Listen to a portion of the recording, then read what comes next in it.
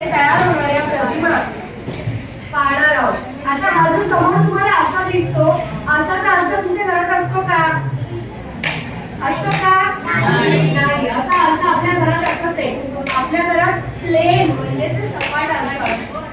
मग अशा प्रकारचा जर आरसा असेल तर त्यामध्ये प्रतिमा कशी दिसेल आपल्याला ते आपण या ठिकाणी समोर दिसणाऱ्या सिम्युलेशन्स मधून पाहणार आहोत। तर लक्ष द्यायचं, ही जी पेन्सिल आहे ही पेन्सिल आरशाच्या समोर ठेवलेली आहे।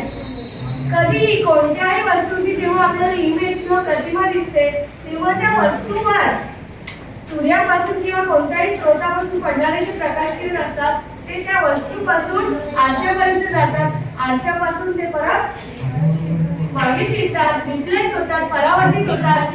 परावर्तित झाल्याच्या नंतर ते ज्या बिंदूत एकत्र मिळतात त्या बिंदूमध्ये त्यांची प्रतिमा तयार होते। ती कशी होणार आहे ती आपल्याला या सिम्युलेशन्स मध्ये पाहायचंय।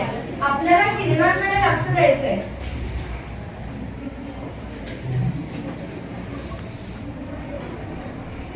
पुन्हा एकदा पहा। तर या ठिकाणी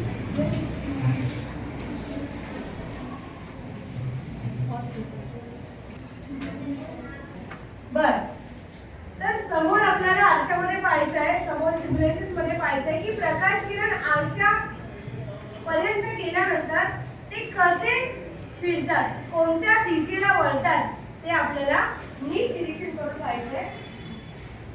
पहा, प्रकाश किरण आरशावर पडल्यानंतर ते मागे फिरतात, एकमेकांपासून दूर जाताना आपल्याला दिसतात। आपण दुसरा आरसा घेऊन पाहू। या प्रकारचा दुसरा आरसा घेतल्यानंतर पडणारे प्रकाश किरण आणि आधीचे प्रकाश किरण याच्यामध्ये काय फरक जाणवला तुम्हाला? आधीचे प्रकाश किरण अशा प्रकारे एका विशिष्ट बिंदूमध्ये एकत्र येतात आणि या आरशात बघा प्रकाश किरण एका विशिष्ट बिंदूत एकत्र येतात का? एकमेकांपासून दूर जाताना दिसतात। एकमेकांपासून दूर। पुन्हा एकदा नीट पहा, दोन आरशांमध्ये वेगवेगळ्या प्रकारे किरणांचं परावर्तन होते। हा आहे अंतर्वक्र आरसा, इंग्लिश मध्ये याला आपण कॉन्केव्ह मिरर असं म्हणतो। या कॉन्केव्ह मिरर मधून बाहेर पडणारे जे परावर्तित होणारे प्रकाश किरण आहे, रिफ्लेक्टेड रेज एका बिंदूमध्ये एकत्र मिळतात, म्हणून अशा प्रकारच्या मिररला आपण कॉन्व्हर्जिंग मिरर असं म्हणतो। आणि जो बहिर्वक्र आरसा असतो किंवा कॉन्व्हेक्स लेन्स असतो त्यामध्ये पडणारे प्रकाश किरण पहा, यामधून पडणारे प्रकाश किरण एकमेकांपासून दूर जातात, म्हणून या मिररला आपण डायव्हर्जिंग मिरर असं म्हणतो। आता पुन्हा एकदा आपण अंतर्वक्र आरसा घेऊया आणि वस्तू